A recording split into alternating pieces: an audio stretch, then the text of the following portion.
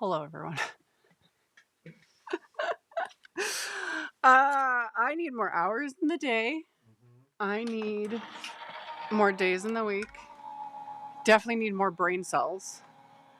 And yeah, welcome to literal crafty chaos. For those that might not have been aware, I have been just fighting the nastiest cold, which blame the unpaid intern. It is my fault. Although I guess blame the children who brought the Greeblies home, brought the plague home, and then he got it bad, and then it got sent to me, and I've been a mess. Like, it hasn't been pretty. Let me turn my phone to silent. Yeah. It's been great, y'all. I still don't feel the greatest. I'm not back fully, but I wanted to go live on Sundays. We go live. And yeah, I had been sort of planning this for a bit because, disclaimer, big sale with Waffleflower. Usually every third-ish Sunday of the month, they do a little like flash sale, which more often than not I forget to promote. It is what it is. But those ones are only like a day. It's like it's here and gone. One day. This is a big one, and they're doing this one for like 10 days or something. It's the big spring sale. So it starts today. It goes till I think it's like the 25th. I have the info below. I have an exclusive link and an exclusive code because if you use my code, you get even more off because it's only like 15%. But with my code, you get 25% off. AmyR. Woo.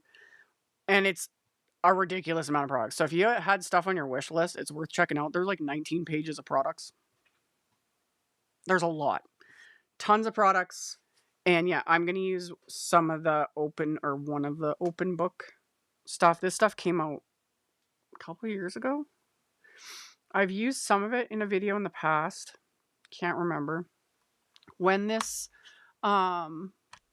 live's over, I'll put in the end screen.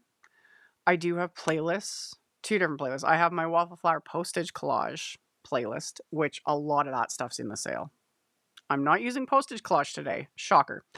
But a lot of that stuff's in the sale. So I have that playlist, but I also I'm starting to do up more playlists of just the specific brands I work with because I've had a lot of requests for that.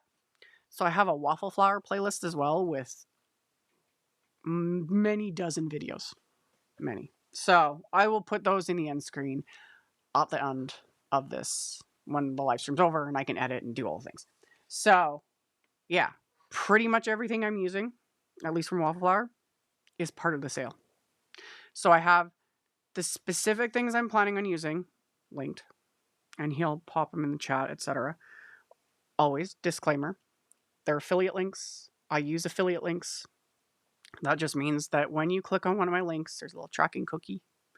And if you place an order, I get a little kickback from that. It doesn't cost you anything. There's no extra cost. There's no hidden agenda there.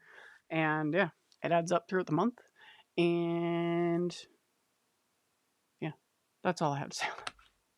That's all I have to say about that. So, again, and some of the stuff, you guys might already have it because it's been out for a while.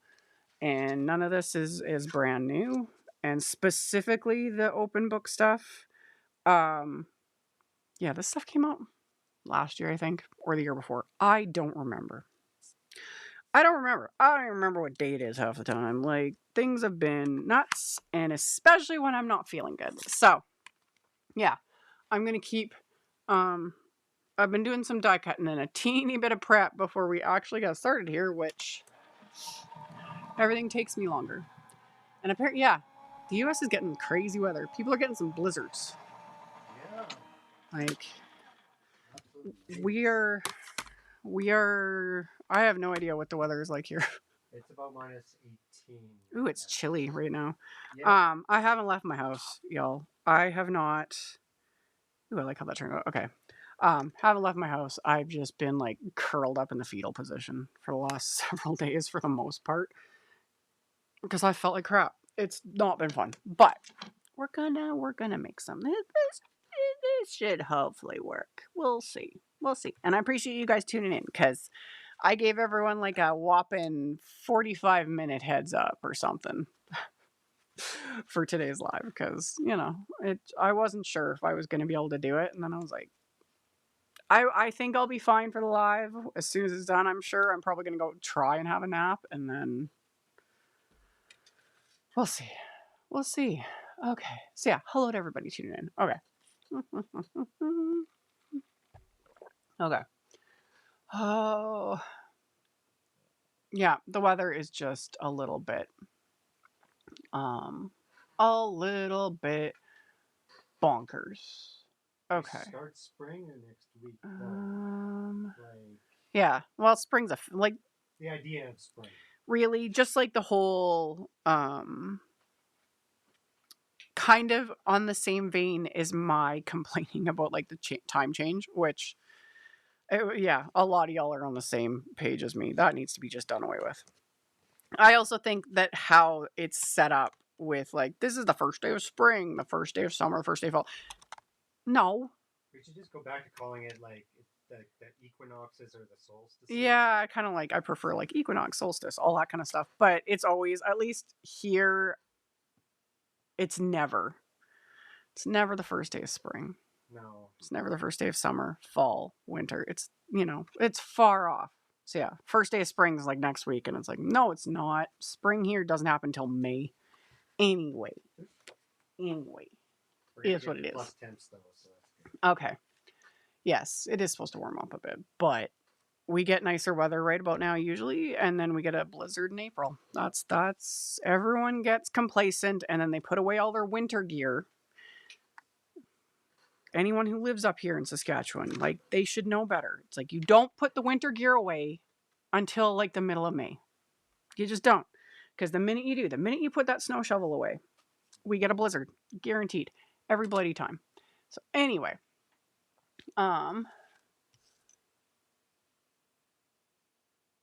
Yeah. A lot of people have been sick. A lot of people in the crafty space. I swear this like cold virus that's been going around, I swear it's like global. Because I've seen a lot of people have had what I've got, you know, everyone's been sick, and then tech issues. A lot of them.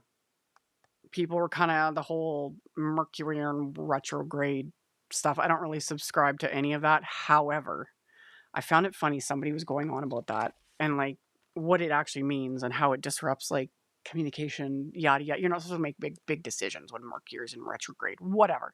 But I found it interesting, like when they were saying that, and I was like, we all of us. It's not just been me. Like tech issues with YouTube, live streams specifically, sound has been cut. Like everyone's been having issues. It has been just a weird couple of weeks, to say the least. So we will hope that today works. It should. Fingers crossed. And like I said, I did a teeny bit of prep work. Not enough. Not enough prep work, but we're just gonna get into it. We're just gonna get into it and we'll see what happens. And I need to grab some of my blending brushes. I need to turn my thing around. Okay. Yes, I need these. I need these. Also, I'm pretty sure the big blending brushes, FYI, from Altenew, these ones. Because a lot of people have been asking me about these. I think these are in the sale category. I don't think I'm going to use any of these today, the big background blenders, but I'm pretty sure they're in the spring sale, so you can get 25% off. So, you know, if you have been just humming and hawing but wanting them, always good to get them, you know, get them on discount. The little ones are the shader 1 Plus. I have those. These I have linked. These are part of the sale. I'm using these today. And then like, oh, there's lots. There's so much. If I didn't already have a bunch of it, I'd be ordering. already placing an order, but I was kind of going through and I was like, oh yeah, I've got this. Anyway, okay. So let's flip the camera down. Let me move a few things out of my way because I literally have an absolute disaster going. Like, I have such a mess. I have a mess. Let's just flip the camera down. I gotta remember how to do. I was like, how do I do? I need to actually make the unpaid intern learn all this like software and stuff so he can press the buttons for me. Probably a bad idea. Probably. You know, I was talking about that with JC Gaspar last week when he was live. I was like, yeah, we're all our own production studio. You know, people don't really understand until you start doing this kind of stuff how much work is involved. Like the filming, the software, sound, yada yada yada. And I was like, I do all this myself. Chris helps during my Sunday lives, and that's about it. But everything, it's like I am pressing the buttons. There ain't no production manager, you know, doing all the things. I am very rusty. I'm just like, if I could just, you know, take the image and just show you guys what's in my head of the finished card and be like, there it is. That's literally what I do. That's what I do for a job, you know? But when I'm feeling this crappy, I'm like, can I just, you know, instead of everything else. Okay, let me stop around. There we go. So I started with a background. This is what I did right as we were going live. So all I did is this is Tide Pool cardstock. Let me move my microphone a little closer now that we're face down. So Tide Pool cardstock. I ran it through with the additional A2 piercing dies. These are part of the sale, as are the basic one here. They're these guys, which can't go wrong with a good stack and die set, a little piercing border. I use these ones a lot, and I use the regular size, the A2, just the basic set. Is the biggest die is specifically A2 size, so 4 1/4 by 5 1/2 inches, and then it goes down. And then there's the additional set. There it is. I was like, which I lost. No, there's the additional set, which just staggers with these. Like it's just slightly smaller, you know, all the way down, whatever. And then they have piercing. So I was kind of happy to see that those are actually part of the sale because you can't go wrong with just, again, basic stacking wafer dies. So I die cut the cardstock with that. And then I ran it through with the crosshatch texture die, which love so very much because, again, you can't go wrong with piercing detail. Especially those of you that have been around in card making as long as me.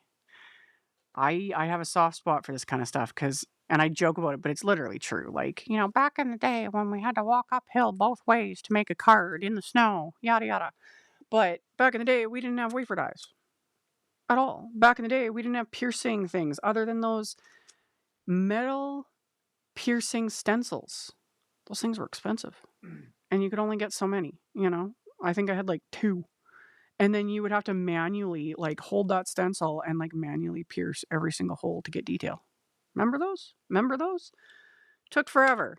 And we used to use them all the time. And now we have dies that do it, which love. So all that's on sale. And that's what I use. So there's my background. And I used the additional because I wanted it slightly smaller than A2 size. Because then my card will frame it a little bit. I'm explaining my thought process because the rest of this, we're going to see how this works. We're going to see how it works. I make no guarantee. Honestly, y'all, I make no guarantees that this is going to be a finished card because I do feel like crap. But we're just going to keep powering through. So I got my background and then I've got the open book little die set.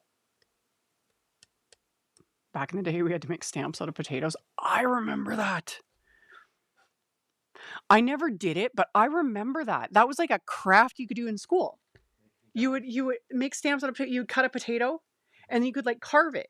And you could use it like a stamp. You would just use like little craft paint and you could dip the potato, your carved image, and stamp with it. Yeah. I never did that, but I remember, I think it might have been like an art project at some point when I was in like elementary. I remember that. Yeah. Yeah. Back in the day, we had to make stamps out of potatoes. I mean, we still could if we wanted to. But yeah. Woodworking, but just learning how to woodwork. Kind of. But yeah. And like foam stamps and all that kind of stuff. We've come a long That's very creative. way with so many. And the thing is, you can go back and do any of that stuff. You know, you want to take a potato and carve it. Stamp carving has really been coming back. I've been seeing a lot of people, and again, if they can see things that way, where you can get you can do it with just erasers, and you can carve into them.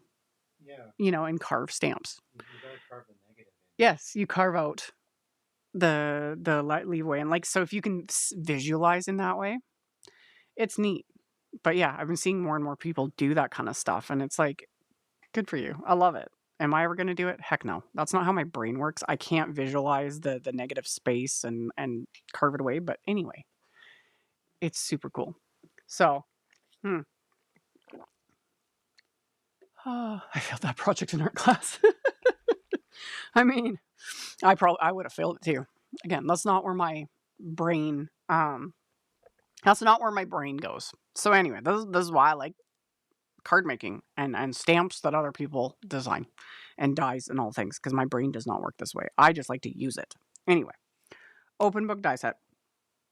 So we got the book, and I die cut multiples because we're gonna get it. There's also a stencil which ran away from me. It's here somewhere. I know it is. Let me move stuff around. Here it is. So let's move that guy over there. We'll get to him. There's a stencil and the die set. Okay. So you've got kind of options with both, because the idea is you don't need to cut it from colored cardstock, is you could just die cut it from white cardstock, and then you could use the stencil to add the color to just like the book, covers basically. And then you've got a solid stencil that you can do the pages options. So yeah. Open book coloring stencil, and there's the die. Like I said, I just die cut because I already had the color cardstock out, and I was like, it saves me the time. So I die cut it from the Tide Pool cardstock, and then I die cut it just from white cardstock. I'm going to snip this part, and then I even die cut an extra one because I was feeling extra, because I think I'm going to layer these together to build dimension. That's the plan. Is this going to work? Oh, I don't know. I don't know, y'all. We're just gonna go with it and see what happens.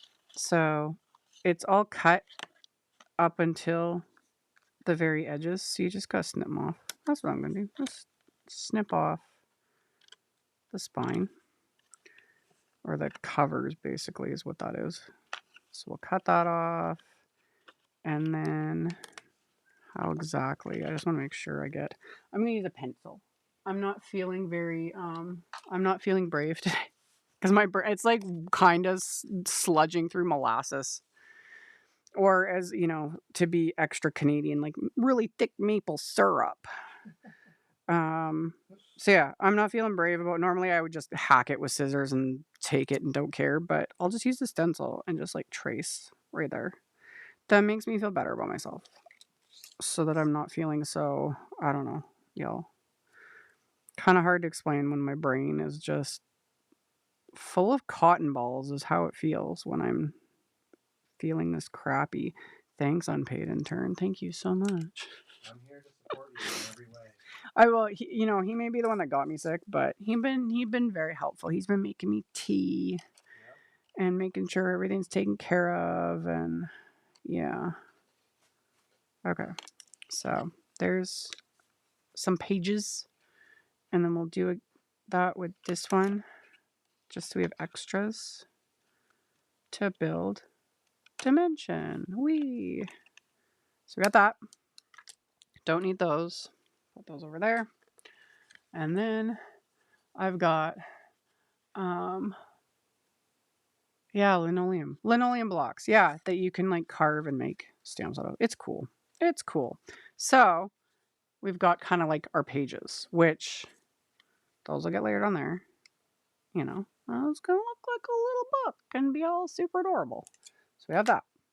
And then to add the like detail, I'm using this one's the open book floral stencil set. There are several, and they're all in that sale. Oh, and by the way, that sale category with Waffleflower, it's all in alphabetical order. Just so you're aware. So stuff like this, because it's open book, it starts with an O, several pages in. But if you get to it, there's several different stencil sets that coordinate with this. There's like a poinsettia one. There's several. And there are stamp sets. The other stamp sets, like the images, I don't think are in the sale, but there was some fun stamp sets. They might even be discontinued. There was some fun stuff. When they released this, there was a lot. There was a lot, and it was really fun. So we're going to stencil, which means I need a grip mat. That would help. A grip mat would help, wouldn't it? It would. Let me find my grip mat. Okay. A stuffy bubble, kind of. It's more just, everything just takes longer.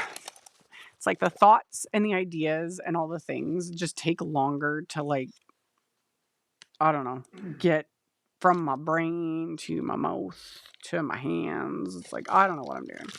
I don't know what I'm doing, man.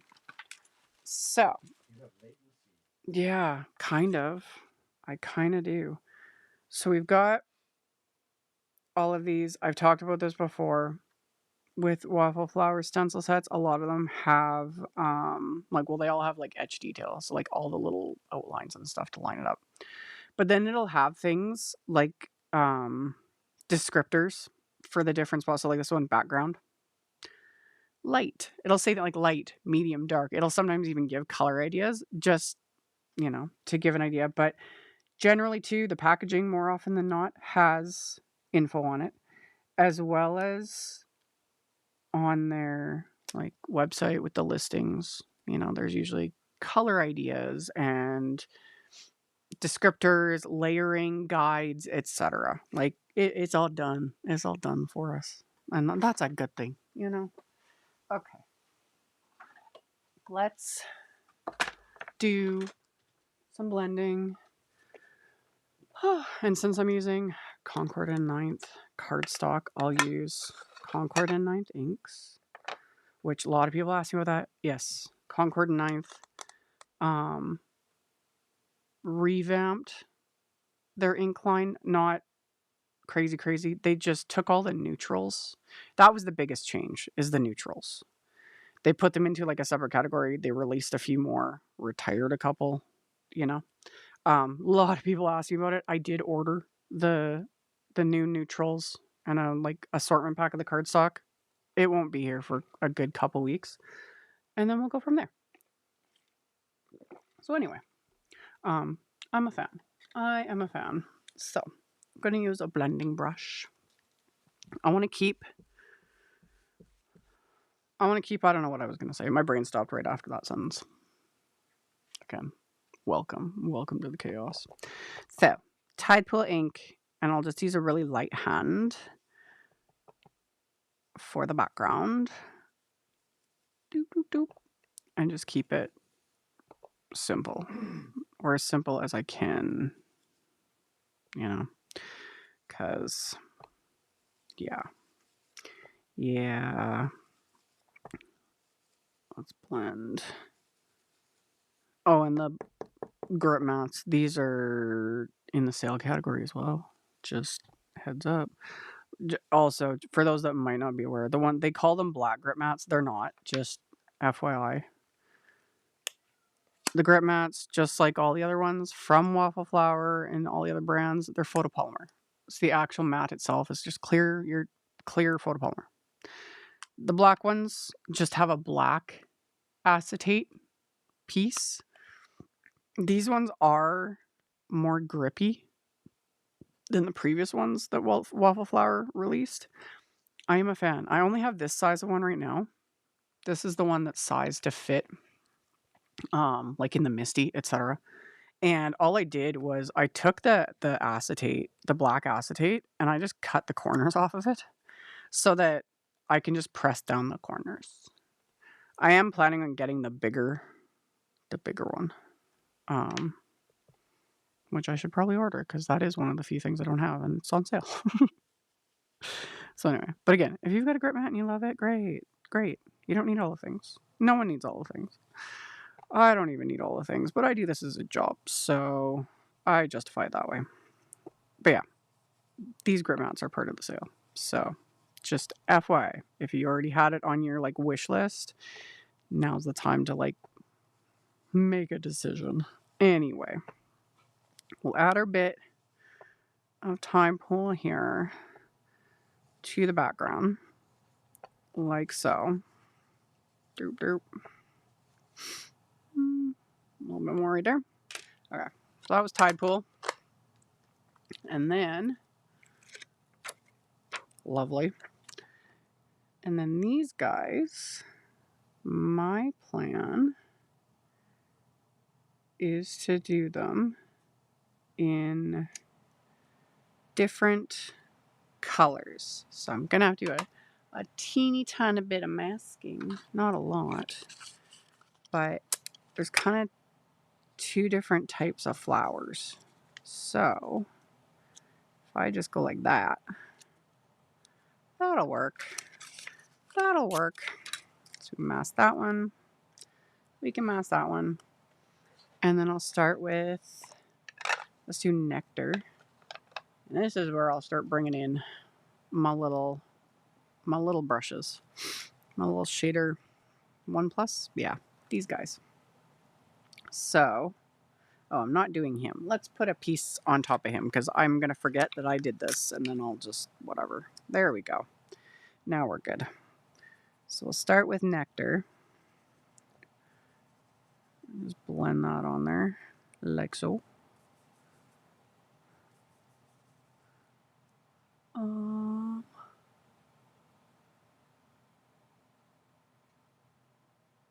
The Empress Elite Mini. Oh, yeah. Y'all have been pestering me about that. The Empress Elite Mini, along with the Anna Griffin hot foil machine. Trust me, y'all. I've been looking at it. I put it all in my cart.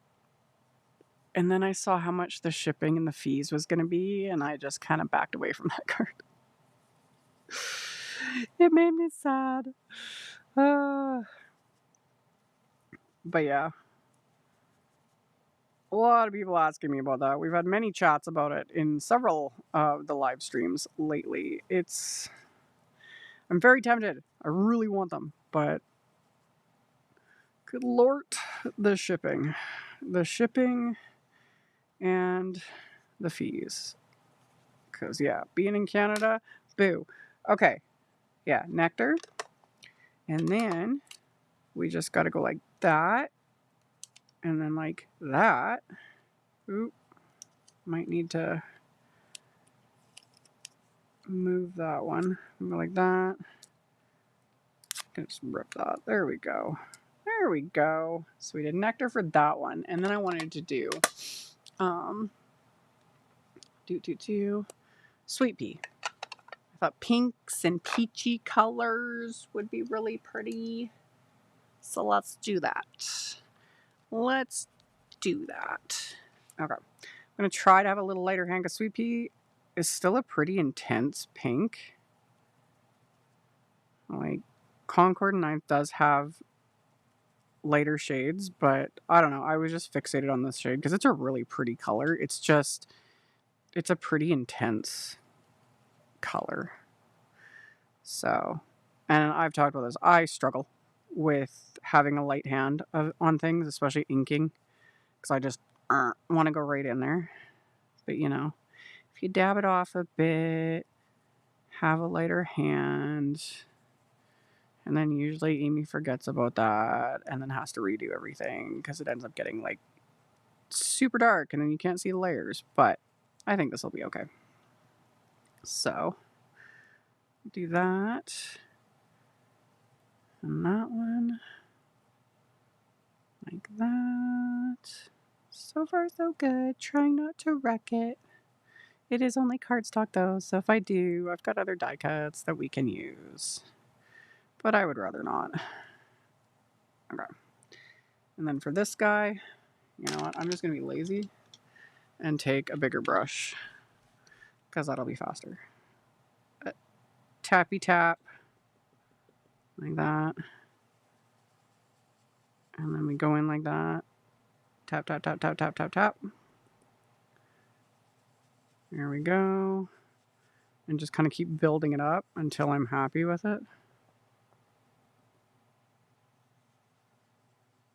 And it helps to, regardless, like whether you're trying to be lighter with a dark color, or just depending on the ink itself, and you want that softer look, smoother blend is starting off.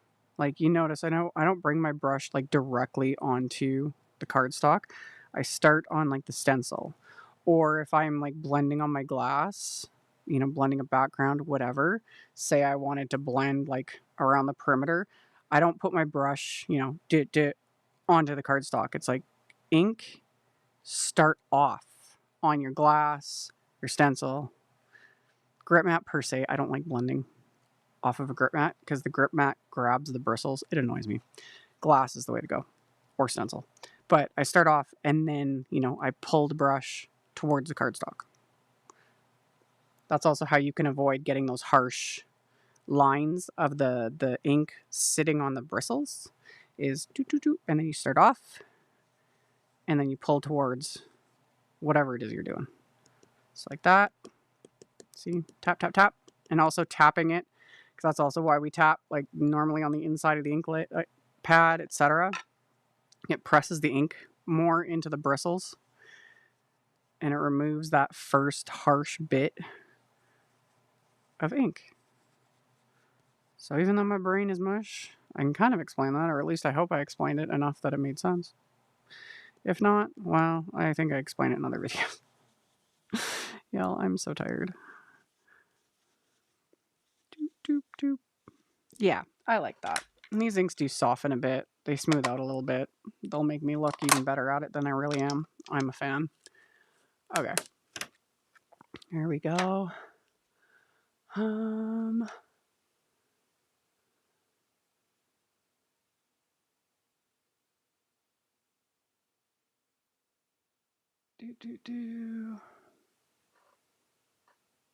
Yeah, the whole yeah, the Anna Griffin like hot foil machine. I am curious because I've had a lot of people asking me about it. I will eventually get my hands on it. I have had some of you that got it already because the big thing with the Anna Griffin foiling machine is they were claiming that it doesn't work with like press plates, etc. And yeah, we had a whole discussion about that on however many of my live streams. But then some of you that already got it tested it out and confirmed that it does in fact work. And then I was like, great, thanks. Now I do want it. But yeah. Do I need it? No. But also I do this as a job, so it would be nice if I could like report back with, whether or not that thing is worth getting. Cause yeah. Those of us that have more than one die cut machine, not as big of a deal. But I do know some people that only have like the Anna Griffin Empress machine. And if you only have that machine, you cannot hot foil with that because there are no, until now, there are no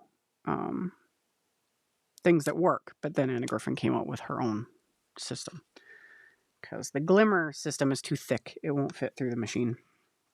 I'm more curious about, because it goes through faster, how that all works. Again, I need time and money, I'm still on the hunt for a crafty sugar daddy that'll You know, send me money in exchange for my winning personality. Keep hoping. I also want one of those. Yeah, the unpaid intern would also like one. We're both on the hunt, you know? Okay. Stop being so... I'm being way too particular with this. It's lined up. Just stop overthinking it, Amy. Okay, we're good. We're good. Everything's good. All right. Darker shades. There we go. And then, same thing. I gotta mask off. Not really, but I'm just masking off just to keep myself from going where I shouldn't be.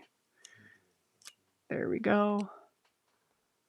Can we do hot foiling with the bigger? Yes. The Spellbinders, Glimmer Machine, and Better Press on Spellbinders website with both of those machines, they list compatible die cut machines. And I know the Big Shot's one of them. Yeah, a person, I think, from what I understand, I think a person would have to do a little bit of fiddling, depending. But at this point now, because both those machines have been on the market for how many years, I think there's enough resources and people that have the Big Shot, this, that, the other thing, that would provide, like, this is what works for me. This, you need to add a shim or whatever. So yeah, the only things it does not work with specifically the Glimmer and the Better Press is like the Anna Griffin Empress. I think most electronic machines, with the exception of, because Big Shot does an electric machine. Is it the Switch? I think that's what it's called.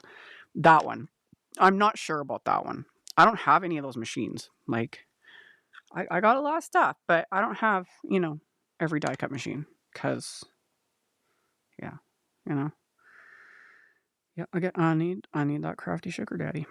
Because, yeah, even doing this as a job, I would love to be able to get all that kind of stuff just to be able to, test it out, yada yada. But die cut machines, especially shipping them to Canada, crazy expensive. Like, that was why I was so heartbroken all those years ago. This was before the unpaid intern even came into my life, and I broke a die cut machine. And I cried and cried and cried because it was like, how am I going to replace this? It was so bad. And thankfully back then I lucked out and Costco was carrying one. Dang. Yeah, it was just, they just happened to have, I think it was it the Spellbinders or it was another Big Shot? I forget. And I was able to get one through Costco of all places. And yeah, that saved me because, yeah. Yeah. It's always the shipping. That's what a lot of people don't realize. These machines are big and they're heavy, and the shipping is hella expensive, y'all. So, yeah. Okay. And for me, I don't have a big enough audience. Like, I'm not a big enough name in this industry that I could just get a bunch of machines to test out and compare and give all my thoughts on just for the sake of it. Like, I ain't that important, y'all. Okay.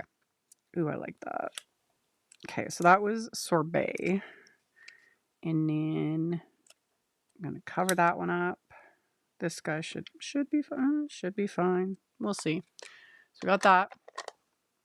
Well, that's place. Sometimes Costco will carry some really random stuff, specifically online. And it'll be random. Like, I don't look near as often as I used to, but that used to be like almost like a side hobby of mine, is just looking online on Costco's website, because they will randomly carry some really good, and you can sometimes get some. Back in the day, I got some really good deals on some pretty cool stuff, die cut machines, and then just household things. And it was like, I think they were like buying out stock, almost kind of how like Winners and Marshalls does stuff. I think Costco does that too sometimes. And then they just clearance it out on their website. Like, I've gotten like skincare, like just random stuff way back in the day. Like I said, I haven't been looking for years now, but I used to score some really good deals. And like, yeah. And then if it ended up being a dud, which was pretty rare, I was able to just take it back to the warehouse and return it. So, good times. Wildberry. Another fave color. This is also a very intense color, so I'm using a pretty light hand with this. It's so pretty though.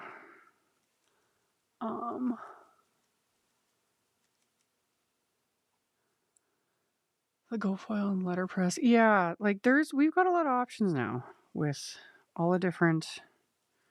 There's a lot. There's a lot of different die cut machines and things for hot foiling and all of it that are available now. And yeah, I like options.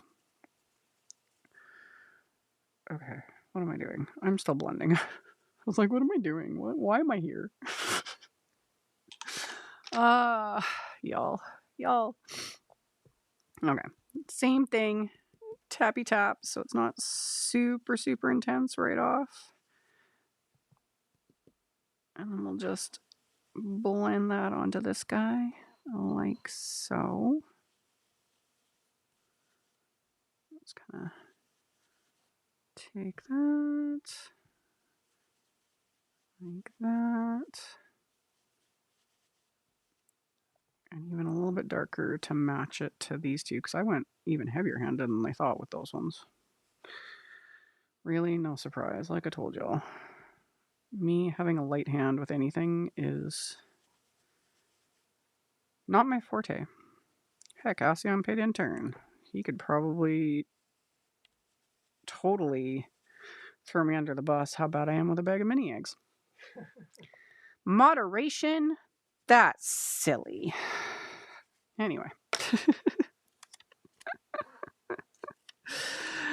Ain't no one that can tell me what to do. Oh, look how pretty that is. Okay. And then for the flower centers and greenery. Okay, for the flower centers, I'm going to have to go a lot darker than I thought because I went so dark with these flowers. I was going to use a more yellowy shade, but that obviously will not work. So I will probably just do a really dark brown. That's what I'm going to do. That's what I'll do for the flower centers. We'll do those last anyway. What we're going to do first is the greenery. So we'll start with Sprout, one of my faves. And then, I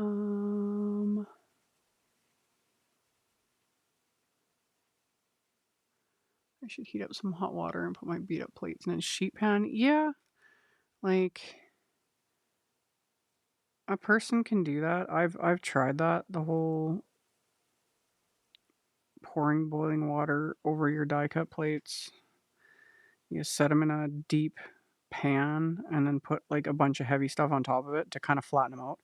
It works to a degree. Honestly, I find the amount of time and effort it takes to do it, I just get a new set of plates. That said, that's also why, though, side note, that is why the Anna Griffin Empress die cut machine became one of the reasons it became so popular. Is those plates don't warp much compared to the other ones on the market, and that's definitely true because I've been using that machine for however long now, however many years, and I die cut a lot, like a lot, and the plates do warp, nothing compared to everything else. And mine only really warp when they're nearing the end of their life, and I'm continuing to use them even though I know better, because I've talked about that. I use all my die cut plates until there's nothing left of them, and then I keep using them until I get so frustrated because either they're super warped, or with like the magnet plate, it's all stretched out, but you know your die cut plates are nearing the end of their life, or they're just past their expiry date when you're no longer getting clean cuts.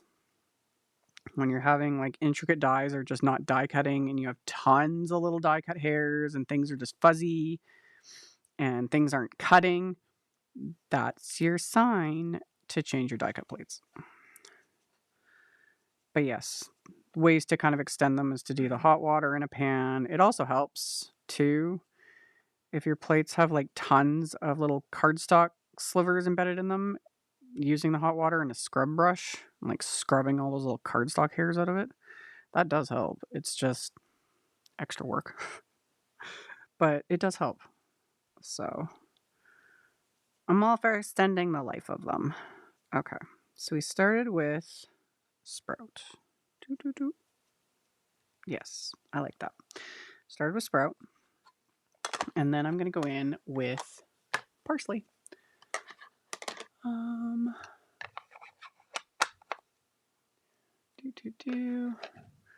then I get darker. I have 2 sets. I've talked about those. I have 2 sets of these brushes. They do have a set that's double-ended, which is great. Actually, I have those right here. I need to make a point of using these more. I just keep them in a little plastic tray. That's why I don't use them very often, because the double-ended ones I don't like storing. I keep all my little brushes stored in the Waffleflower brush holder duo. And these are like silicone. They come in sets of 2. I've been using these for years. Love them.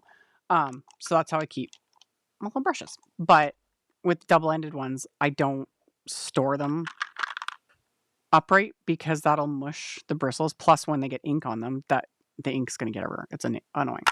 But yeah, there are options.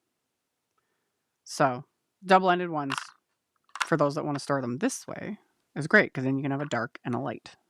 But instead of that common sense, I just bought a second set of brushes. Do as I say, not as I do. Anyway, so I have a set that I keep for darker shades of ink, a set for lighter shades of ink, and it just kind of saves me the hassle. So now we'll go in with Parsley and just add a bit of depth to these leaves, because that will give it that extra and make it look nicer. So little tappy tappies. Let's go in there. Has anyone tried using the magic mats in the anaglyph machine? Honestly, I have. And that's why you guys haven't seen me post about it, because I wasn't happy with it. I tried it, and it is a bit of a convoluted process to do it, and that's why I'm not doing a video on it, because it wasn't working for me. And yeah, you have to like it's a weird sandwich that's recommended for it, and I tried it. I couldn't get it to like work well enough to recommend it. So I'm sure there's somebody out there that's found a way to like figure it out and maybe it works great. I've heard a lot of good things about those mats, but I was really frustrated with it. So that's why I didn't do a video on it. Cause yeah, people have been raving about those mats for years now, and I was always intrigued, but yeah, they didn't work for me. Thankfully, I had got them on sale, so I'm not like, it was like I got them, it was like a really good deal, so I was like, I'll try it out. I was curious. And then yeah, they didn't work for me. Okay. Yeah, all this is good. Okay, I was originally going to use Stardust ink for the centers, because that's like one of my favorite Concord and 9 shades, because it's like gold. But like I said, that won't look good there. So I'm just going to use a brown. I need a brown.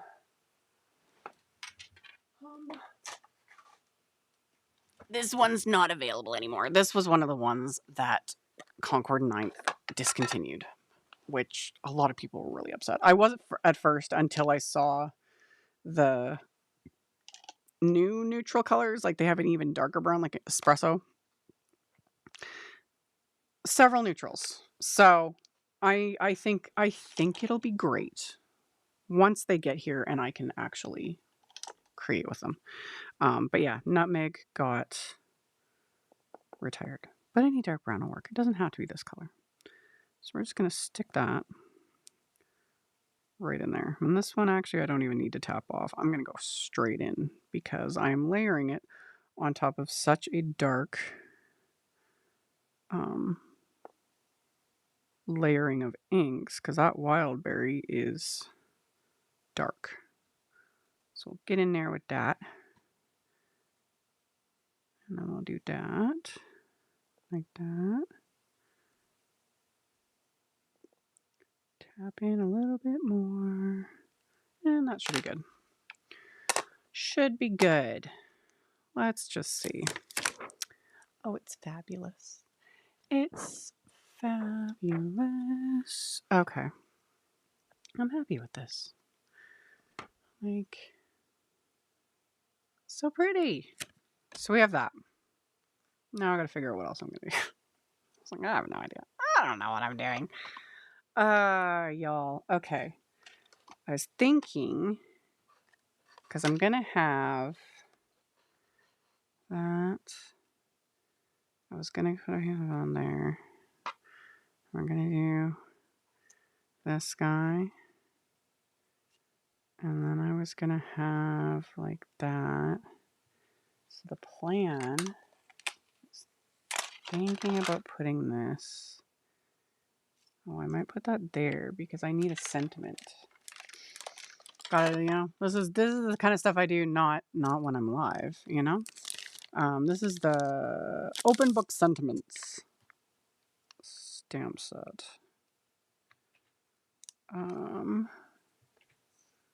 We could put that there. Ooh, we could put that. And then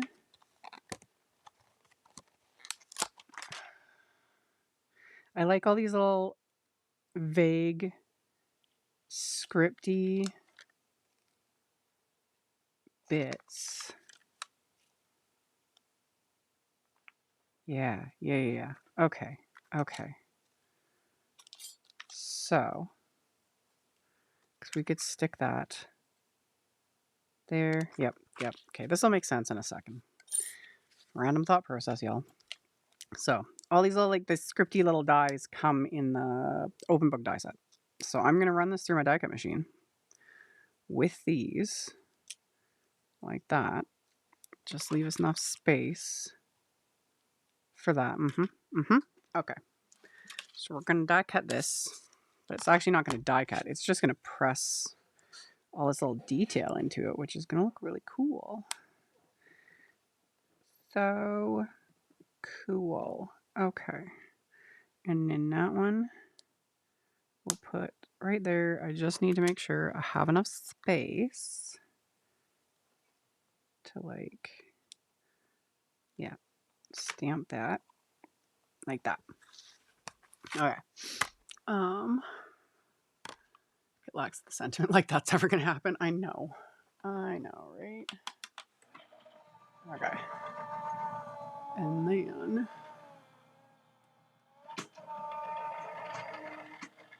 okay. So so fun. So fun. Very, very subtle, which is what I wanted because, you know, you got to be able to see all the stenciling because it's beautiful. So we have that. And then we can take this little sentiment and we'll stamp him onto here with some black ink.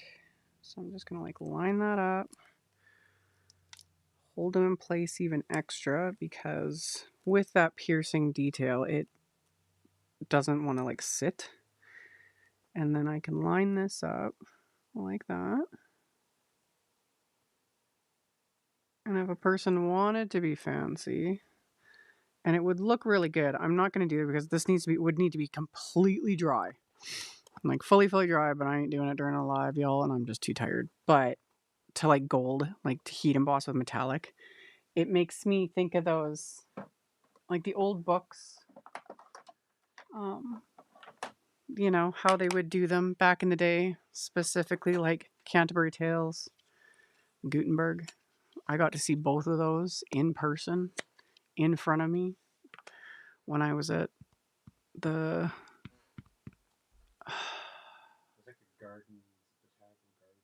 something botanical gardens in LA when I was in LA a couple years ago, we went to the botanical gardens and they had a library there that had a Gutenberg.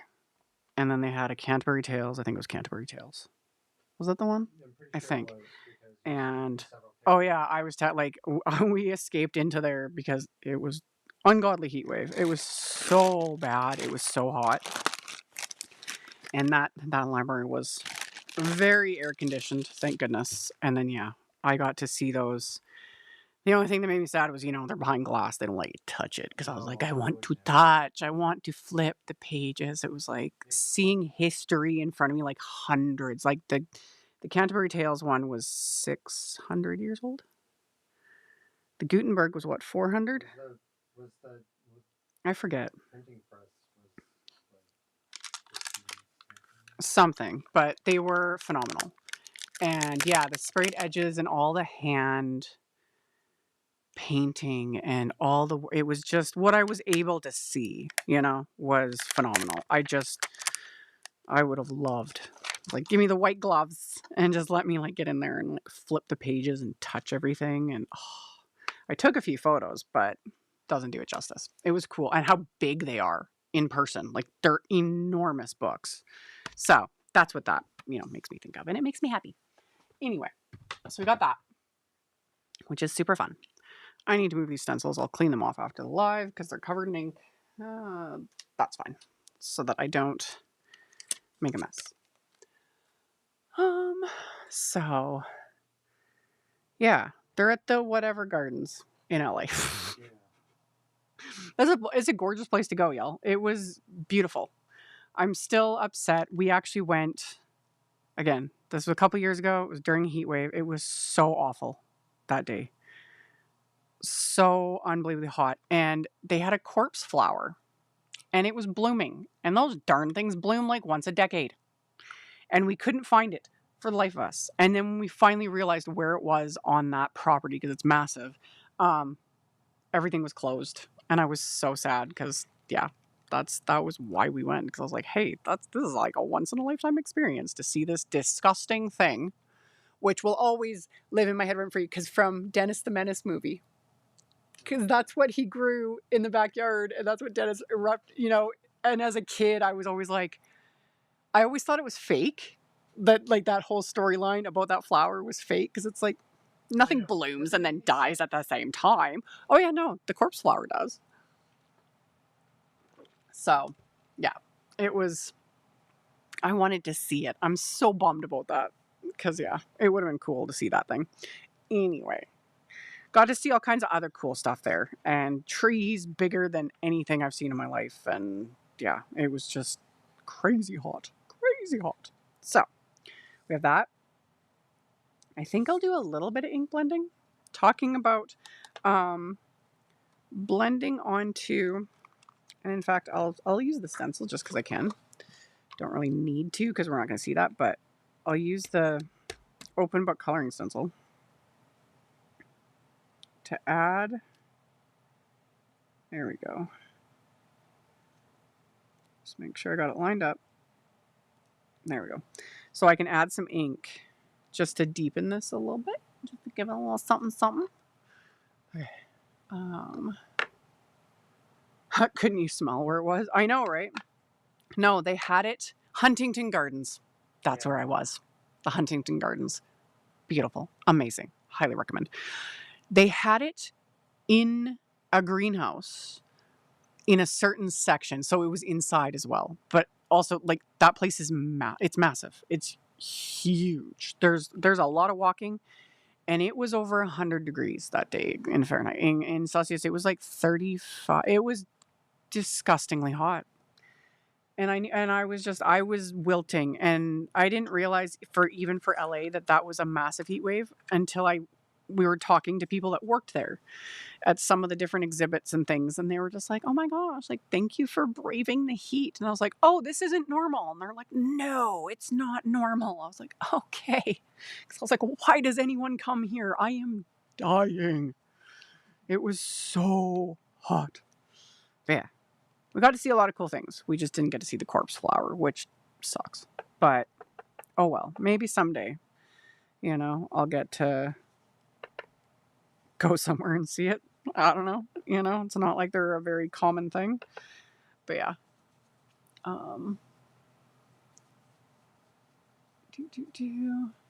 Huntington Gardens are, yeah, it's phenomenal. And they had like so many like different like bonsai exhibits, and yeah, it was cool. It was very cool. So for anyone that wants to make the trek out there, it was this Saskatchewan girl that's never been on had never been on public transit before that trip, had never really done any traveling, and then throw me into the middle of Los Angeles. It is a big city, and yeah, I only got to do a few things because it takes forever to get anywhere. That I was aware of, but when you're actually there, it's like, oh yeah, no, it does. It takes forever to get anywhere. It is a very large and sprawling city. And that trek out to the Huntington Gardens, it was like 2 hours on public transit to get up there. Worth it. So, yeah. Okay. Add in the sink, and again, this will soften a little bit, but this will just give it more depth. And that's all I wanted. I just wanted more depth. Here we go.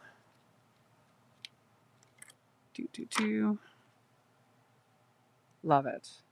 Love it. So we have our book, and then I'm going to adhere the extra little page, and then I might tuck some little thin foam squares in between. That's the plan.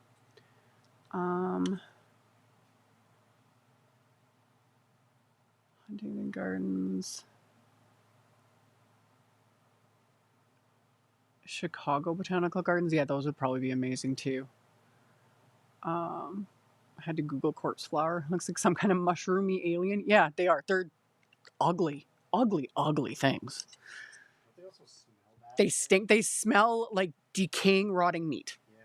Which I was with one of my like much younger girlies, and everyone was wilting in the heat, and then I told them about this thing, and they're all like, yeah, let's go see this rotting dead thing, basically. And I'm like, I was so stressed too, because I was like, I was not feeling good, overheated, stressed, yada yada yada. And then I'm just like, I was so scared that we would find it and that I would vomit. But instead I did that when we were in Toronto instead. And yeah, vomited outside in public next to the aquarium. That was fun. So, fun times, man. All my little travel adventures, as if I go anywhere. I've done like 3 things. So yeah. But yeah, no, it stinks. Like that was the description, is that it smells like rotting meat. Yeah. And that's how it because it attracts the bugs, and that's how it propagates apparently, and all the things. And that's why they call it a corpse flower, because it smells like rotting flesh. You know? Love it so much. I only ran glue down the spine because the plan is to pop this up a bit. So go like that. And then I'll do the same thing with this one. The Chicago Botanical Garden. Yeah, I think Chicago would be kind of fun. I've always wanted to go. They've got some neat places to see in Chicago. Okay. I'm just gonna, again, run some glue just down the spine, and then line her up like that. Very simple. Oop. There we go.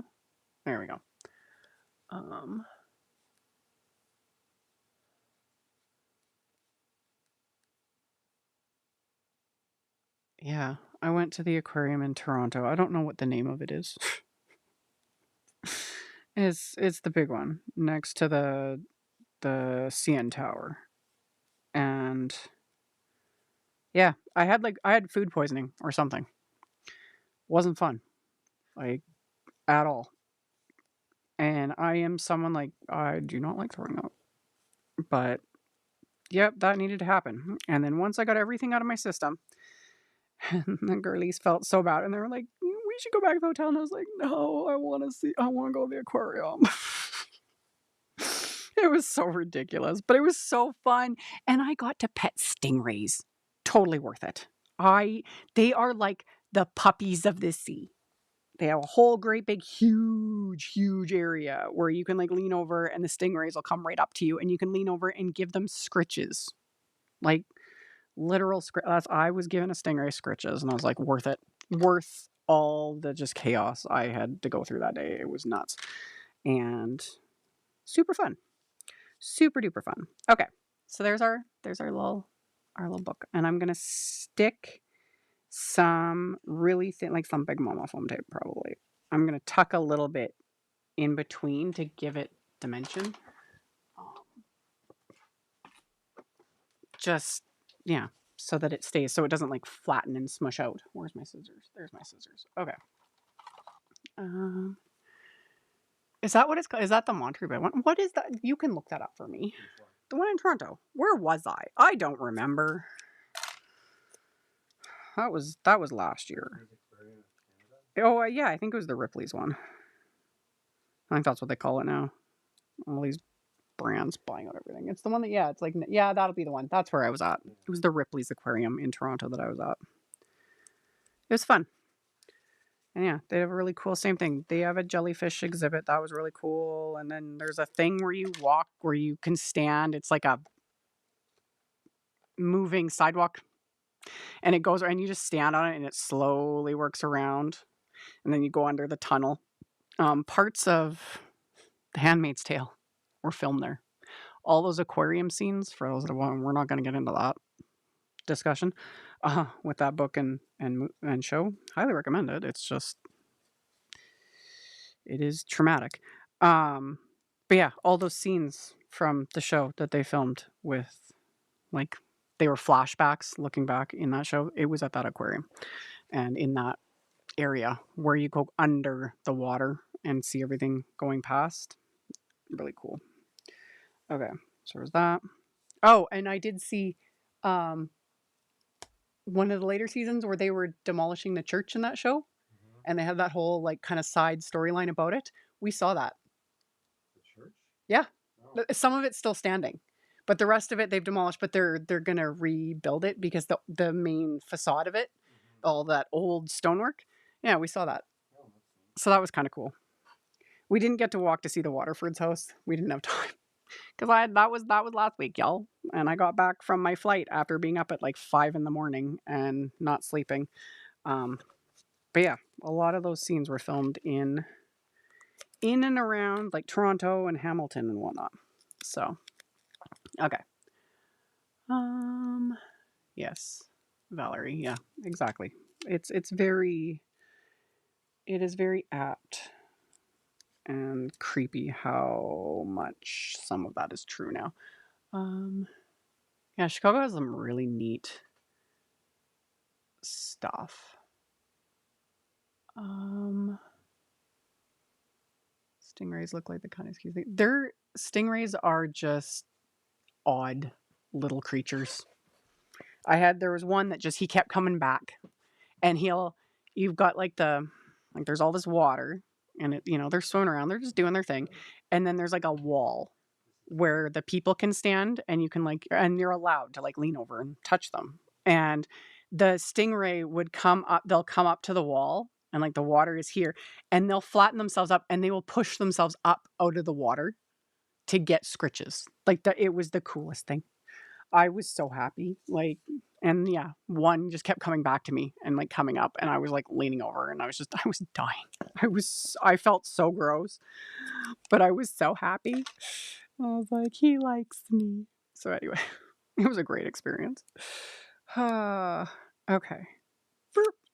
So, tucking that little bit of foam tape in there, like that.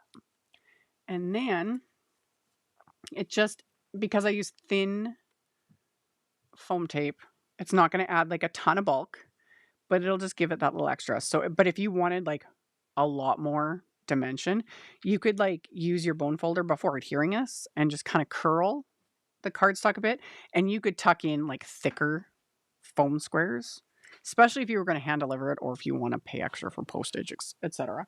But that's how you could really build the dimension on this. I chickened out and couldn't touch them. Yeah, one of the kids I was with didn't.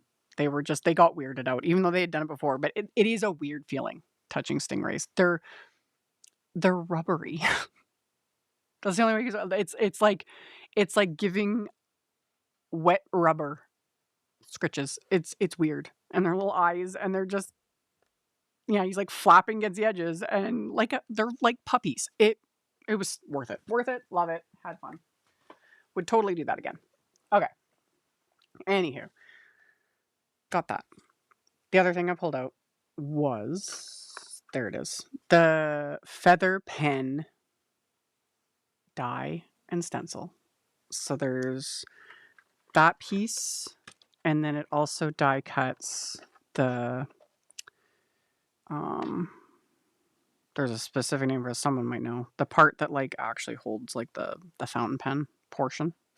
So I die cut it from white cardstock, and then these pieces from gold, and then I ran just this end of the die through with the gold because I'm going to snip that off. Just the whole thing is gold. You guys know I like gold.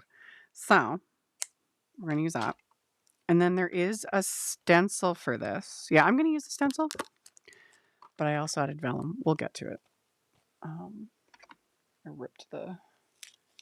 I ripped part of that plastic. Good job, Amy. Okay. So then, stingrays shall henceforth be called ocean puppies. They are. Literally, if you ever get a chance to like interact with them in that way. I don't know how I would feel about like in the actual ocean, because one, heartbreaking. I've always been a big fan of brain stopped. Big fan of The animal dude from Australia that died because of a stingray. Steve Irwin. Steve Irwin. Yeah, you know. R.I.P. Huge fan of his. But yeah, ocean creatures in general. I don't think I would like to interact with them in the actual ocean. That would freak me out. I grew up in a landlocked area. Not my thing, man. Anyway, yeah, at the aquarium, stingrays, super cute. Love it so much. Okay. White cardstock, stencil. Oh, that actually pops out. There we go. All that detail pierces like quill. Thank you. Yes, the quill. All that detail just from the die, and then the stencil set just adds color, you know. And yes, just making sure I have this where it needs to be, like that. And it doesn't really need to be exact. I don't know why I'm bothering to be. There we go. Exact with it. There you go. Good enough. And we'll do, actually I could do several of the colors I used. Why not? Why not? Let's do like pink, orange. Do that into pink. Yeah, let's do it. Let's do it. We'll start with the lighter shade. So I'll start with the nectar. And let's just do it. Because again, I'm going to layer vellum over this, which will make sense in a minute. Because I think that'll look cool. In my head, it will. Like I keep saying, I don't know if this is going to end up being like a decent card in the end, y'all. It might end up looking like hot garbage. We'll just see. We'll just see. The ocean is big and scary and full of big and scary things. Yes. It is. I am. Yeah. Yeah. Again, as someone who did not grow up in any way, shape, or form anywhere near the ocean, Like, the first time I ever went swimming in the ocean, I was fine at first until I got, like, a little bit further out. And then I kinda stopped. And I was still touching, but you could see where it, like, where the ground, like, dropped off into the ocean where it got deep, and I was just, like, terrified. And I backed right nope. I'll stay very close to the shore, thank you. Large, large creatures could just swim right up and take me away. I couldn't do it. So, yeah. Doop, doop, doop. So we got the sweet pea, and then I'll just go right into do I wanna do the green? No, I like this. I'll just do the tide pool because it's here and it's convenient. Um, There we go.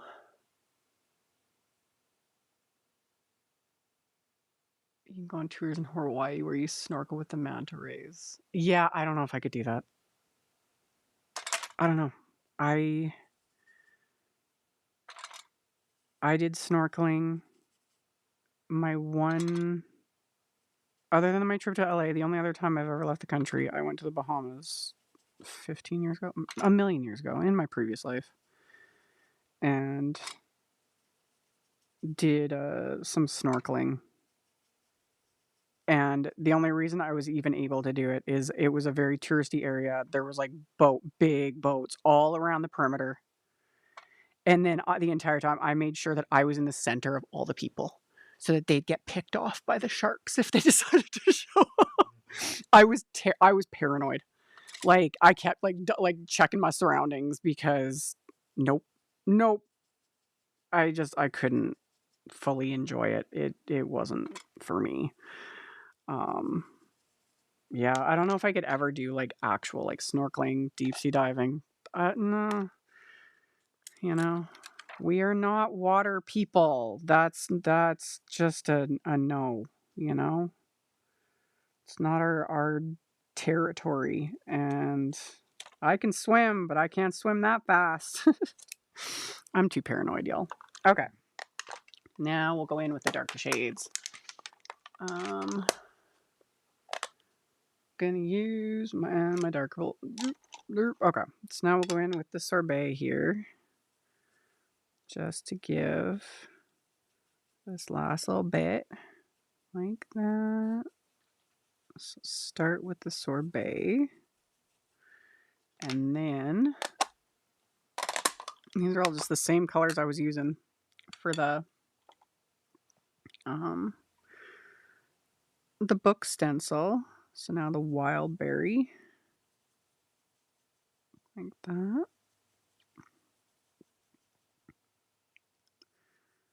Blend that down. Good enough. And then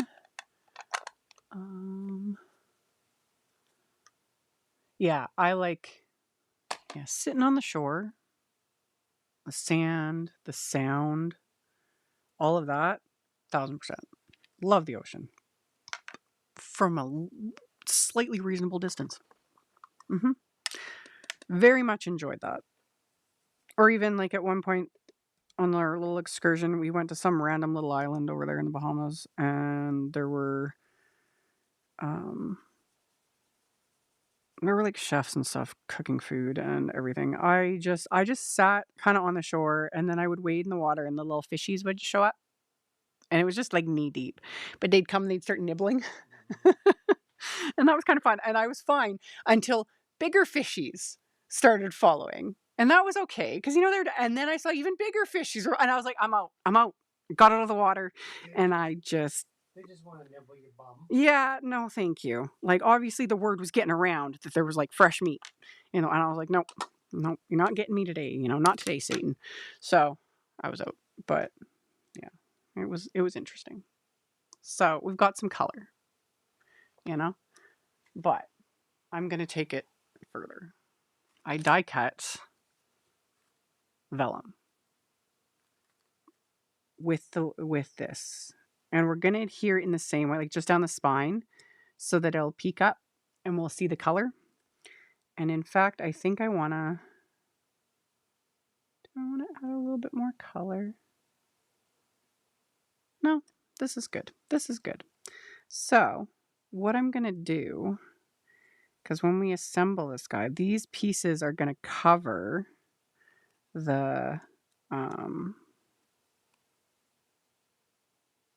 center. Yeah, so as long as I snip it here, I can just snip off that. And I did 2 layers of vellum. I did Shimmer Vellum, because you guys know I love me some beautiful shimmery vellum. And then I just have regular vellum. I'm going to layer, again, I'm going to layer on top. So we're going to have 2 layers of vellum. The shimmer I'll be picking out, and then I might add Stickles. We'll see. We'll see. Y'all, we'll see how this works. So just a little bit of adhesive right down the center there. Because again, glue does show through vellum. However, if you're creative with it, you can kind of hide it. But things like shimmer vellum and a very small amount of glue, a lot of times you won't see it as much as you do with regular vellum.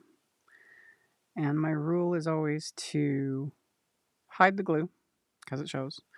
And then my exception to the rule with vellum is things like butterflies, etc. You know, you guys see me adhere those all the time, and it's like I'll use a teeny little dab of glue because you don't need much. And then if it shows, I just don't care, you know. But with other stuff, it's like, no, that's ugly. But with this, it'll be fine. So then the color will kind of peek out a little bit. And then I'm going to do the same thing with this piece. Just run glue right down the center. Like that. And then I'll line that up on this one. Like so. And then press that glue in. Like that. And then I can adhere these. Where's my... There we go. I need to give this quill its gold tip to make it look extra fancy. Because if I was going to have a feather pen, of course it would be like rainbow colored and gold.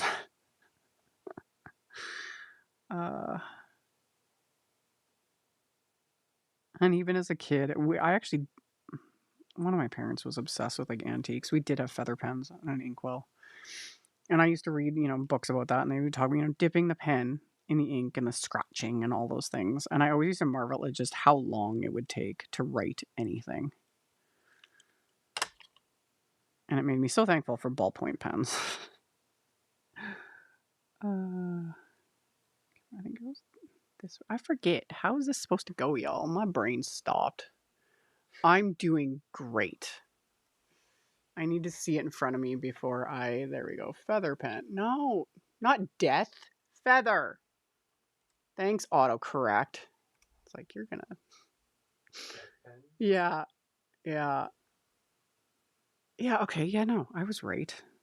Goodness. There we go. Goes like that.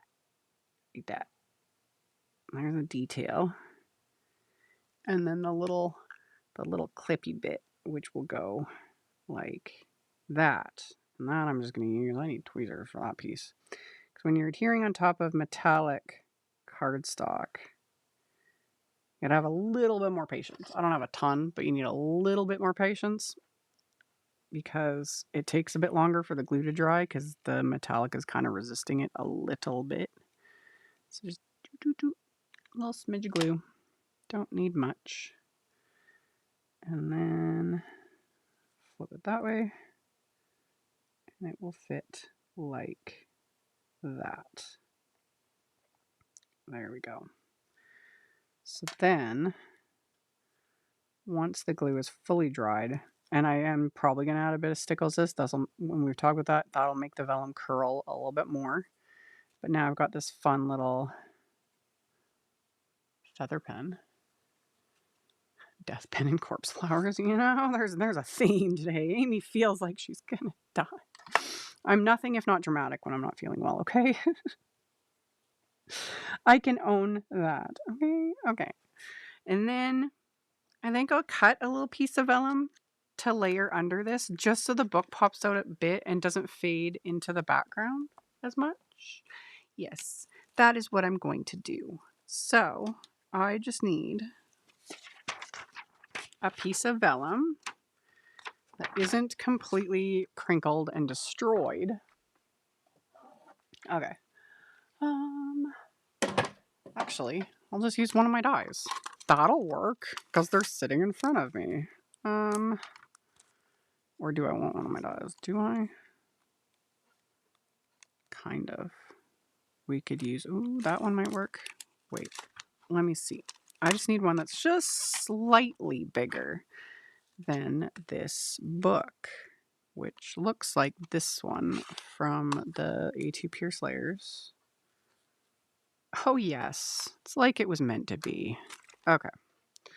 Why did I die cut 2 layers of the vellum for the pen?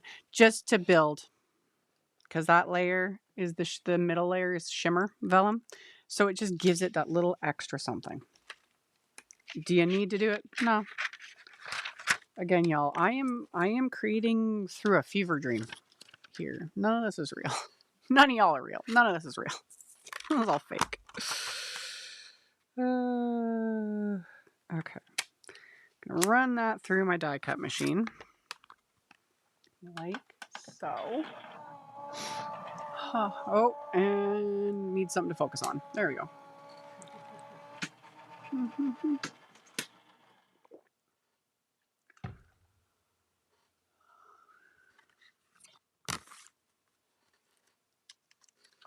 Yes. Yes. Okay. Oh, I'm knocking things over. Okay. See, and then all that. The thing you always do need to remember too, talking about like dies with like piercing detail, stitching detail, all those things, which I love. Love. No qualms there. You do need to remember though with die cutting things like vellum. This die cut just fine. It was good quality, but some depending on the level of detail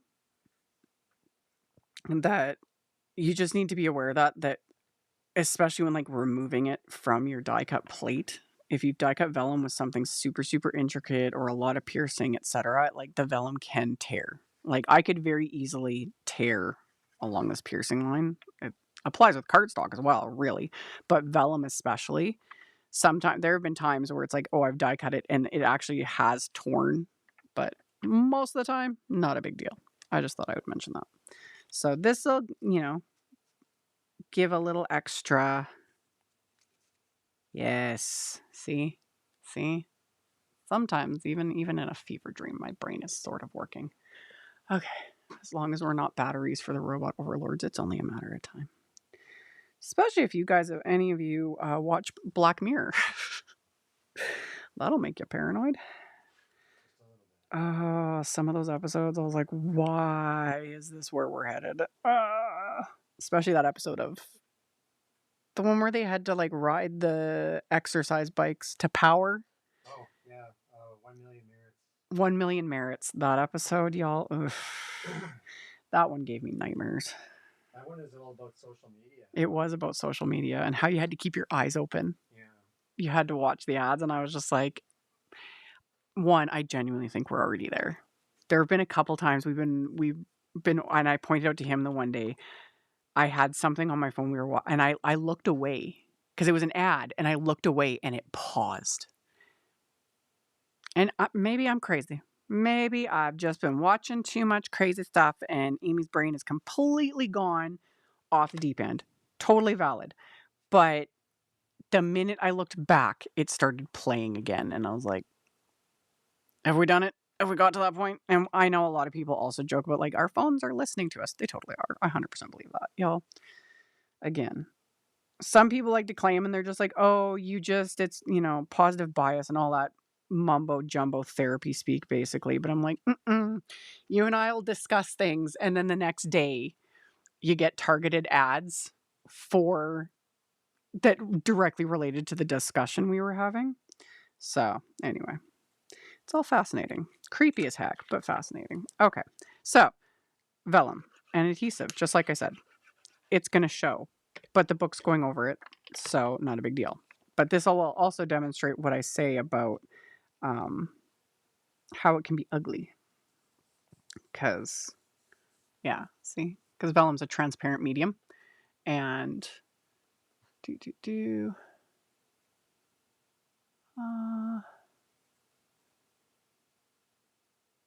just scrolling through the comments because they had, like, kind of stopped on me. There we go. Okay. Boop, boop, boop. Anyway, yeah, no, Black Mirror is a really good show. Just disclaimer, in case anyone is watching this and you've never seen it, and you have nothing to go off of. That first Yeah, episode yeah. hits you like a Okay, right hook. that's why I'm gonna say this, because one, it's all his fault that I even got into that show, because he was like, "Oh, have you ever watched this show?" And I was like, "No." And then we sat and we watched first, and he gave me a little bit of a heads up, but also Chris is a massive troll. Just so everything he says, take with a grain of salt. If you look into that show, the very, very first episode, and that show started over a decade, like a decade ago. Oh, I think a little long. Yeah, it's about a decade ago. The very, very first episode. It's something. Let's put it at that. It's something. Okay?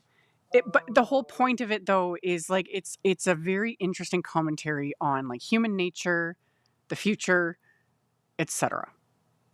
And it was an amazing show until the BBC like sold it to Hollywood or something. Once it went to the American version, nowhere near as good. The British version of it, the first however many seasons, really good. Really messed up, really dark. Some of it's really disturbing. That first episode is something just you could skip it. You don't even need to watch it, really. Let's just leave it at that. So, yeah. And I say all that because there was a friend we had at the time that we recommended it to, and they didn't after they watched the first episode and they were angry with us. It was like, how could you like what is wrong? Literally, they were like, what was wrong with you? And I was like, it's a good show. And they wouldn't watch past the first episode, and I was like, valid, but at the same time you're missing out because it gets better. It's disturbing. But anyway. And also warning, the robot dogs, I am permanently scarred because of that show. That one episode. Yep. I don't like them robot dogs, man. Boston Dynamics does amazing things, but those robot dogs scare me. And I think my fear of them is valid. See? Okay. There we go.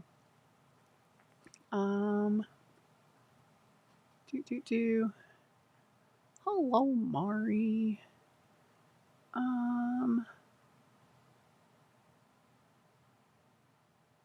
The Black Mirror movie?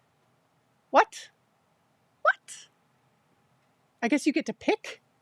He's looking it up. You're sending him down the rabbit hole. I didn't even know that was a thing. Maybe we did. But we did. Yeah. No, we watched it. We watched it because it was the one where we watched it in the order it was recommended. Mm-hmm. But the story changes depending on the order you watch it. It was cool.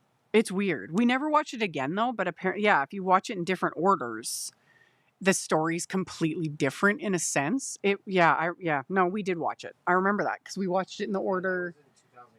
Yeah. No, we did watch it. It was trippy. Okay. So I glued my book. The vellum helps it just, gives it that little extra differentiation between the book and the background without being too crazy. And, you can still see in real life. Yeah, you can kind of see it on camera. You can still see the detail like behind it all. And you can't go wrong with piercing dyes. Anyway. But yeah, Black Mirror it's a good show, man. It's a really good show, but not for everyone. And it's really messed up. Let's be honest, but I like messed up stuff. Okay. So we got that. This is working. It's working. I do need a card base though. I didn't do that. Good job, Amy. I do this for a living and I don't have card bases. I do. I do have a card base. Who'da thunk? Okay. Um,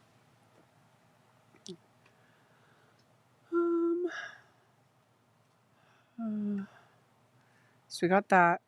And then this will go on the card base. And that's why I chose the die that was slightly smaller, because then the card base just gives that extra little bit of framing. So got that. And then we're going to have this. And this I'm just going to glue to the background. Yeah. So same thing. Just going to run like that. Would you do anything special with this to protect from it? No, I would just mail it. I am not concerned about it at all. If I was gonna do like I was describing, and like really curl up these pages and really tuck in a good amount of foam tape, because you could use thicker, like standard foam tape, the thick stuff, etc. If I was gonna do that, the only thing you would have to do is most likely, if you were gonna mail it, is either put it in a padded envelope, because it would be too thick to mail with regular postage, etc. But the other thing I do with all my cards, regardless, because I get asked this a lot, when I go to mail my cards, I have just panels of thin, crappy, because it's crappy cardstock, that I put, and I just lay it on top and then stick it in the envelope. And that cardstock just kind of helps add that extra little buffer, especially because I'll have embellishments, the foam tape, etc. And it just keeps everything a little smoother. And then we're good. But yeah, if I've built up a lot of dimension or something is extra special finicky, then I either hand deliver it, or I'd pop it in a bubble envelope, or it's the type of card that I'm tucking in like with a gift, so then it's fine. It's fine. So where's my foam? Oh, there it is. I was going to add, I need to add a little bit of foam tape just under the thinger. This one will work. Okay. I missed that. Twin Peaks. I don't think I've seen that. Have you seen that? No, that was one of those like my grandma watched those shows. Oh. Kind of thing. I have not. I don't think I've seen it. I grew up in a very odd environment, and there's a lot of things that people just, what the hell? I was like, what is going on? That people that, most people seen, it's like, I did not have a lot of television or access to television in a lot of ways. So there's a lot that I did not see. And then the stuff that I did when I would visit like my grandparents and could watch, there wasn't much available, but it was things like I would be able to watch, and I would only watch things that like obviously genuinely interest me. So like I Dream of Jeannie was a big one. I Love Lucy, Beverly Hillbillies. That one I got, like, we had on VHS. Beverly Hillbillies and Mom Pa Kettle. We've talked about this in one of my live streams about like old TV. But like shows like that, The Brady Bunch, things that would be on, And I would always choose shows too that I knew that if my grandma came downstairs, like, she wouldn't get upset, although we were very unsupervised at those times we would stay there. So, yeah, I would either be traipsing around the little tiny town they were in, or out on the farm building mud pies, or I'd be, glued in front of the television just watching. Because it was a novelty. Okay, so I've got all that glued. How do I want to do the inside? I would just want to add, I'm going to use, yeah, okay. I'm going to use, this is another one I really like. This is the script texture. You can't go wrong with a, kind of like, it's very like generic. Like, it's not actual, like there's not actual words or anything, but just that look. And I do like the splotchy bits, because that would look really nice too. Could stamp that with the feather pen, as if the ink splotches. Love it so much.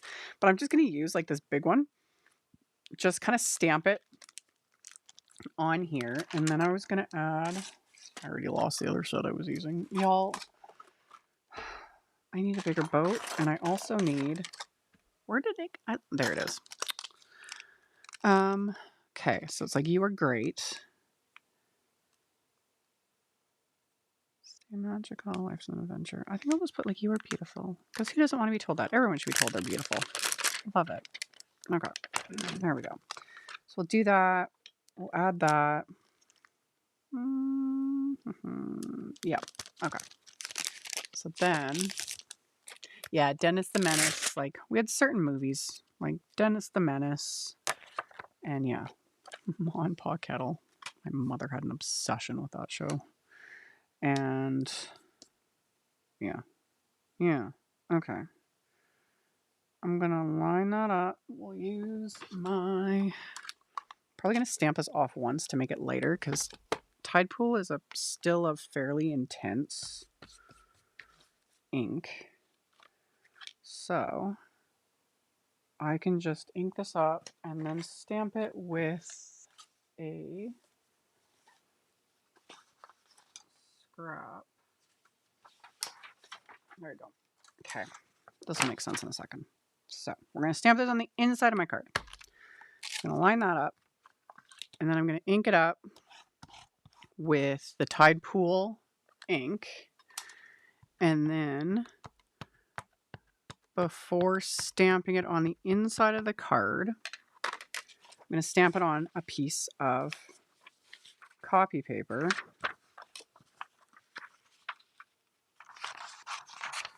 Because I always have random scraps of copy paper. So I'll stamp it on the copy paper. And then without re-inking it, take the second generation and stamp that. Yep. Doesn't need to be perfect, and it just gives that little bit of, you know.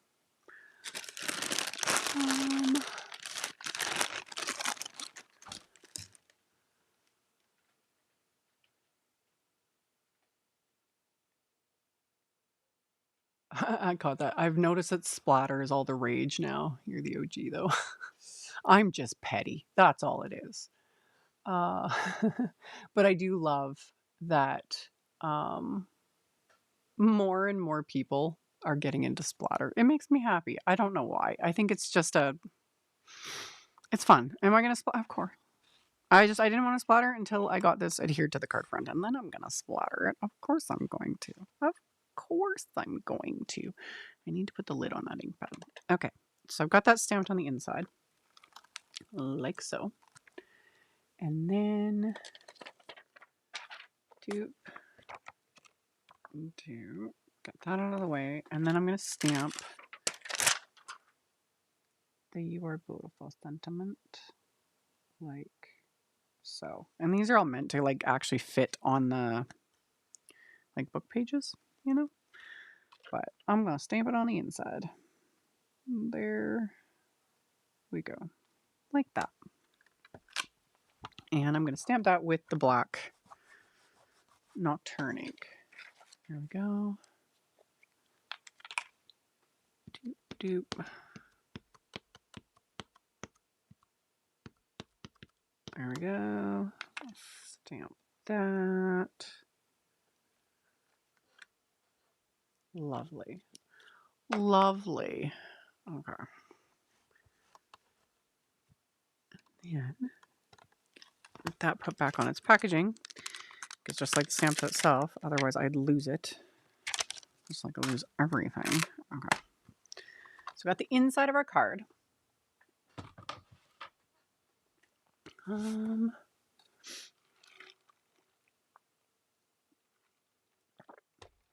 Pulled an Amy Today You Embossed, stamped with a light color and splatter on the covers. Love it. Love it. I'm going to blast this with my heat tool because the Nocturne ink, I don't know if you can... Yeah, I don't think my lights will pick it up on camera, but it does take a minute to dry. And as per usual, I'm impatient, plus we're live, and do we want to sit and watch ink dry? No. Especially not when I feel like crap. I'm not that entertaining, y'all. Okay.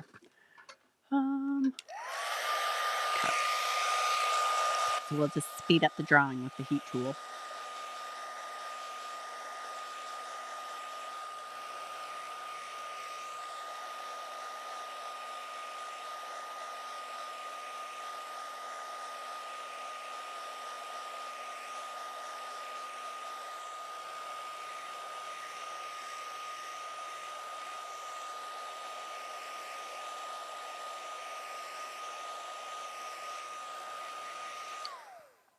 Mm-hmm.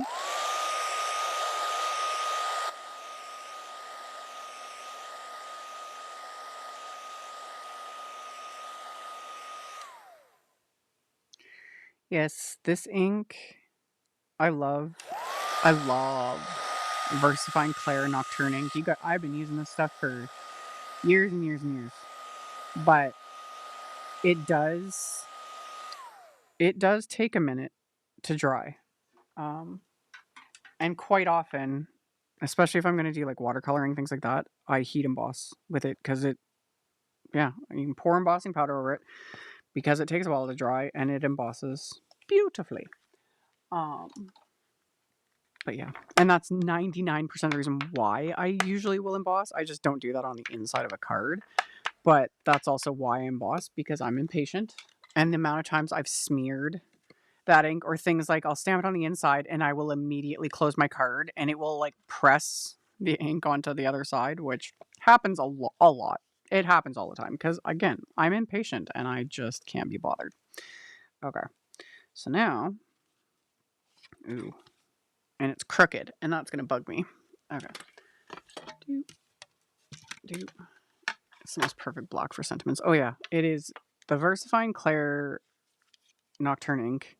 Sentiments, line images, all of it. Like this one and Altenews Obsidian pigment ink are the two that I interchangeably use a lot. And they're great. Really good inks. You just, especially on like smooth cardstock and color cardstock, which seems silly, but it takes longer to like soak in and fully dry, and I smear it if I'm not patient. So that's why I heat emboss with it mostly, because Amy doesn't have patience and Amy flies by the seat of her pants, and then I wreck things. That applies to pretty much my entire life. Let's be honest. Okay.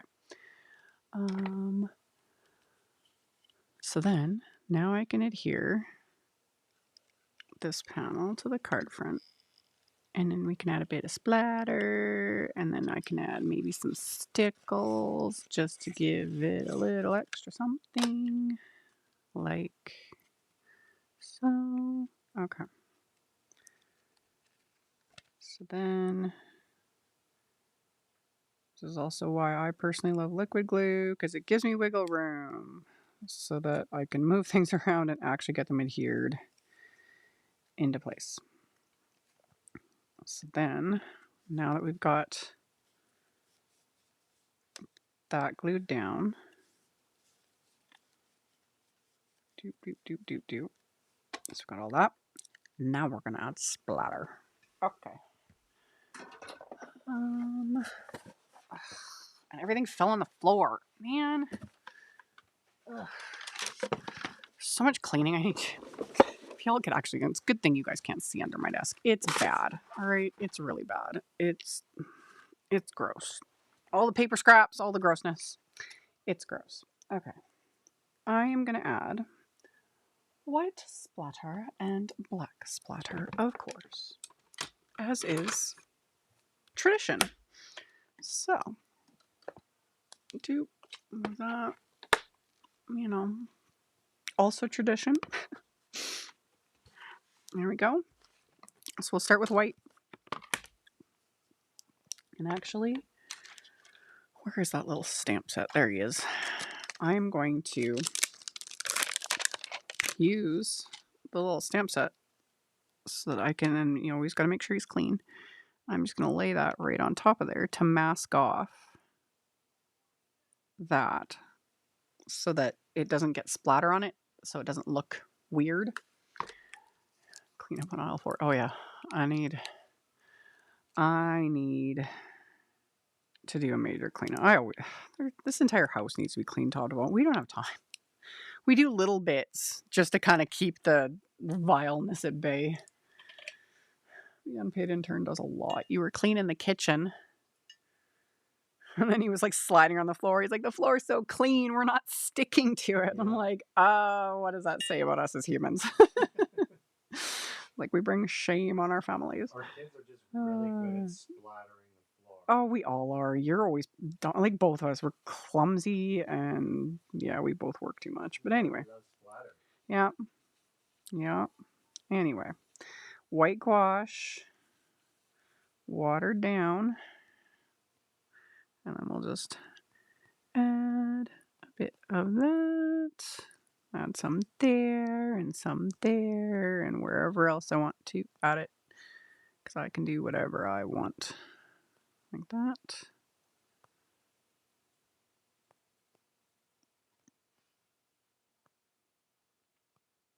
Yep. Okay, so we got that. And then you only use one discount code, not two. You can only use one code. My code, my AmyR code, will give you 25% off. But you can only use one code, because the one that shows up along the top of the screen when you click over to the sale, it's spring. It says spring sale 15 or whatever it says. That one only gives you 15% off. My code gives you 25% off. So you use mine. You only need one code because it can only accept one. So yeah, that's all you got to do, and it'll give you the full 25% off all those items. I should have specified that at the beginning. My apologies. My brain hurts. My head hurts. My brain hurts. I can't think straight. Wee. Okay, so then we'll add a bit of black splatter with black gouache, and this stuff you got to be careful with because it is very, very staining. It's actually stained my plastic, my little plastic palette. And then we'll water this down like so. There we go. Yep. Okay.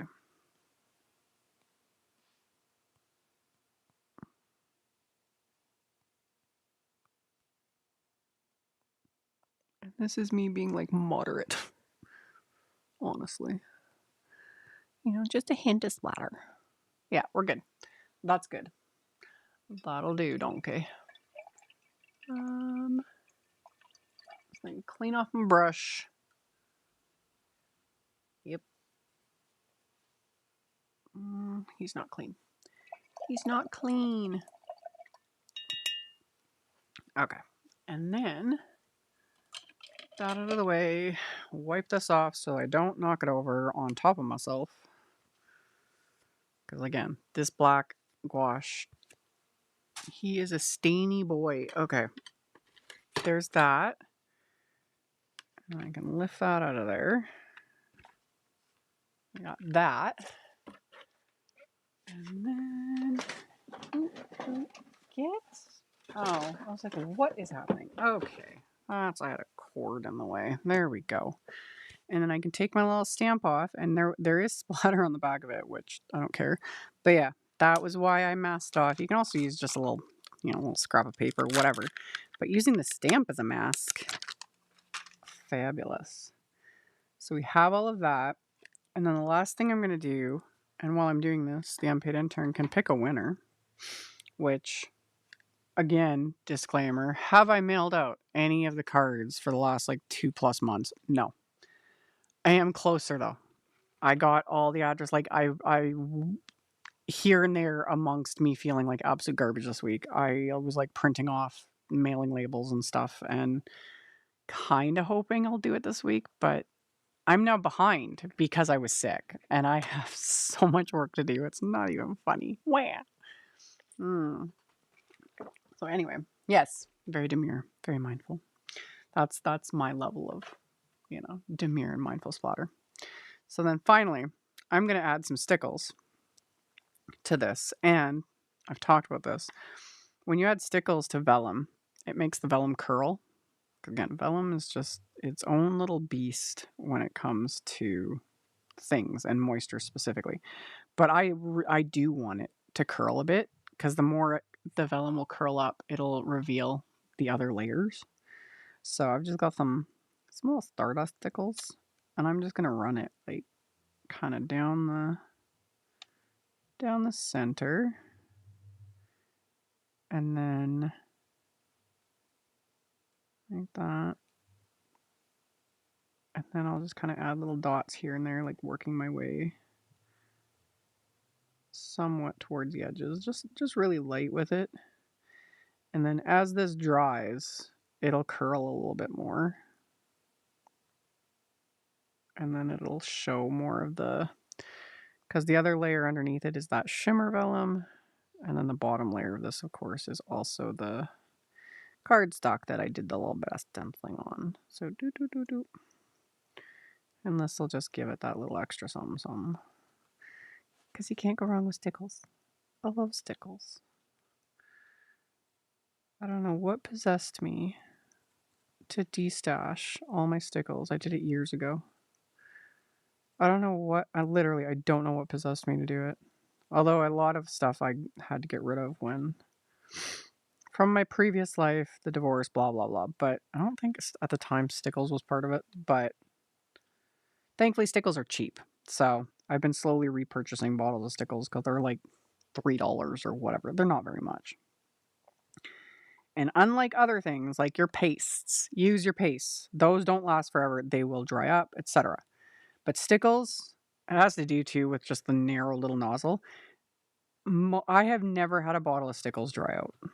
Like, I would love to hear from someone, but they would have to tell me how long they had it if they actually had a bottle of Stickles that actually dried out.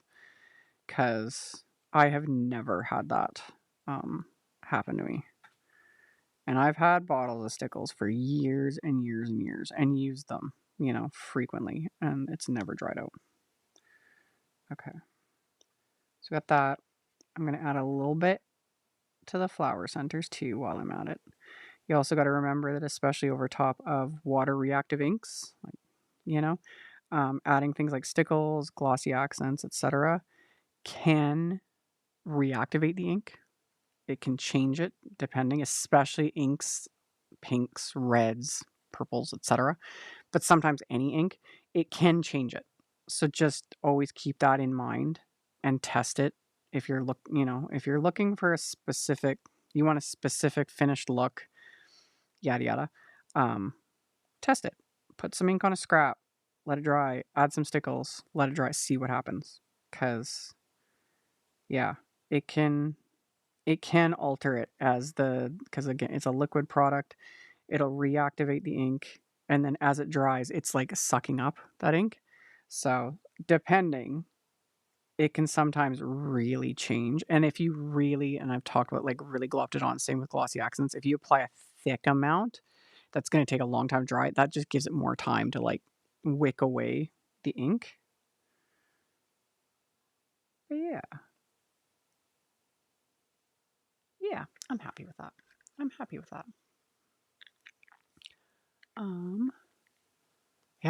Yeah. Like Stickles just lasts forever.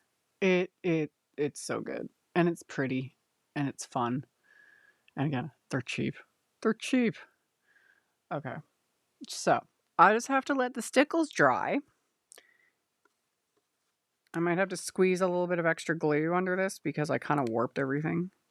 So when this is all done and it's dry, I'll squeeze a little bit extra glue because I've got just a little bit of warping, but that's fine.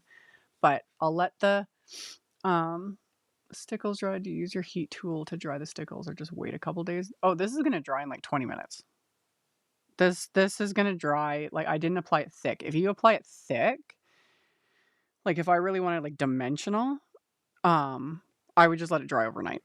It would just take a few hours. Depends. If you're in a very humid climate, it might take longer. But what I did on here, I barely was squeezing the bottle.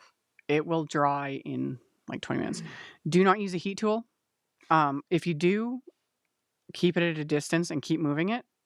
It can bubble.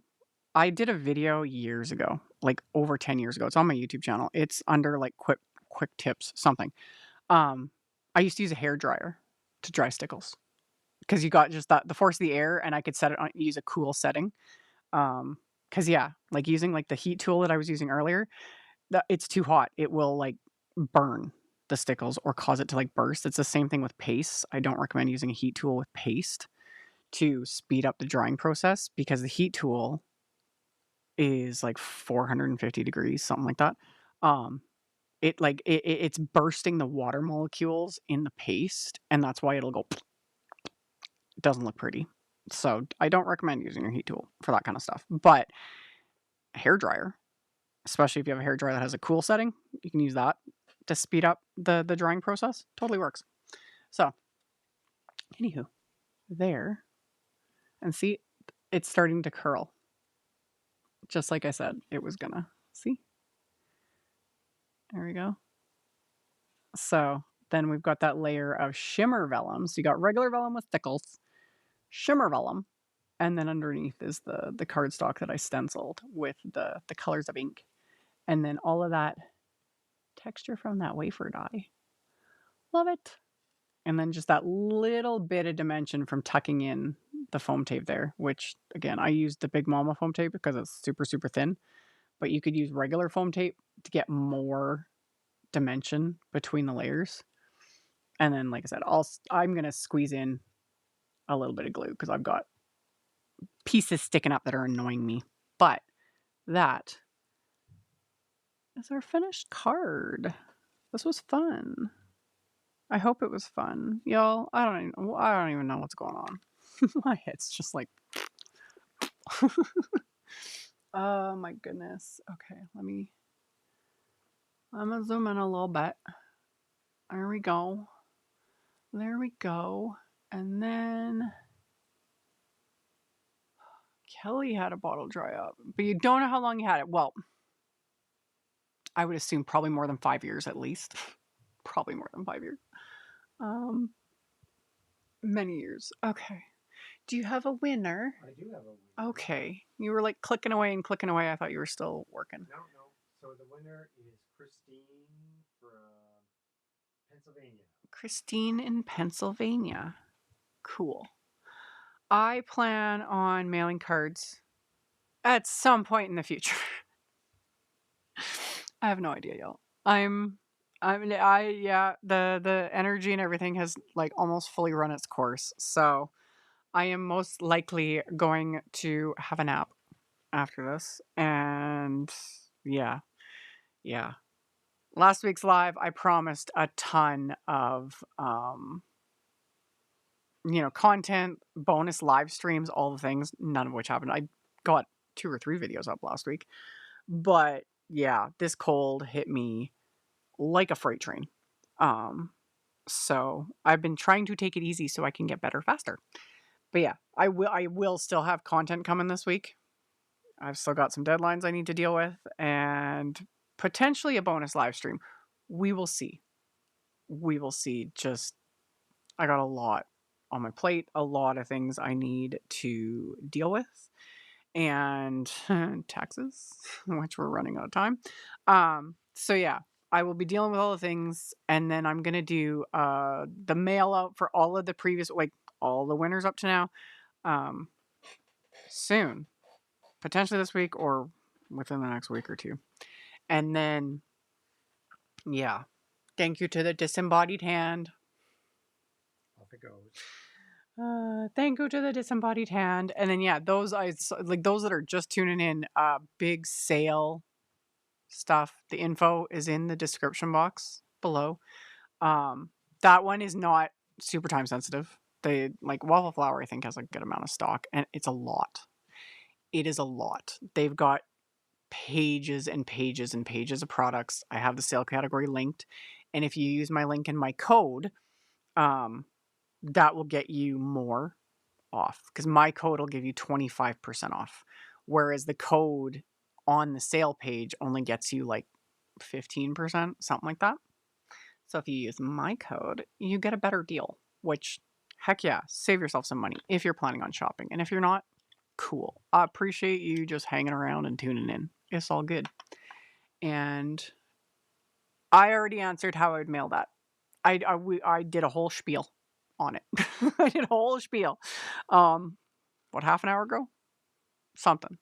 But yeah, I went into detail on how I would mail this.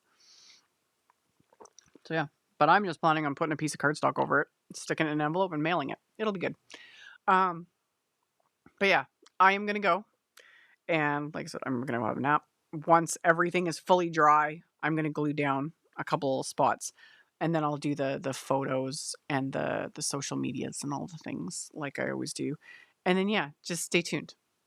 I got videos coming, and yeah, once I'm actually feeling not like my head is about to like explode, um yeah, I got plans for a bonus live stream or two. And if not, I'll be live again on Sunday, 2 p.m. Central. Yeah, we go live on Sundays at 2 p.m. Central. So yeah, just stay tuned. I'll try to give everybody heads up, and we'll get things up as I get them up. And I appreciate you guys hanging out with me and putting up with my fever dream. And hey, I did get a card done. I consider that a win. You know, that this was a win. Considering it was all just a random thought process in my head. But yeah, I'm gonna go have a nap because it's love it so much. But I do appreciate you guys, and I will talk to y'all later. I hope you guys have a great rest of your day, and I'll see you all very soon. Bye. Thank you so much to my amazing Patreon supporters. For anyone that might be interested in joining my Patreon community and supporting me, the link to my Patreon is in the description box below the video. For everyone else, as always, thank you all so much for taking the time to watch my videos, for thumbs upping, commenting, subscribe if you haven't, I'd love to have you. And here's a couple other videos for you to check out in case you missed them. Bye!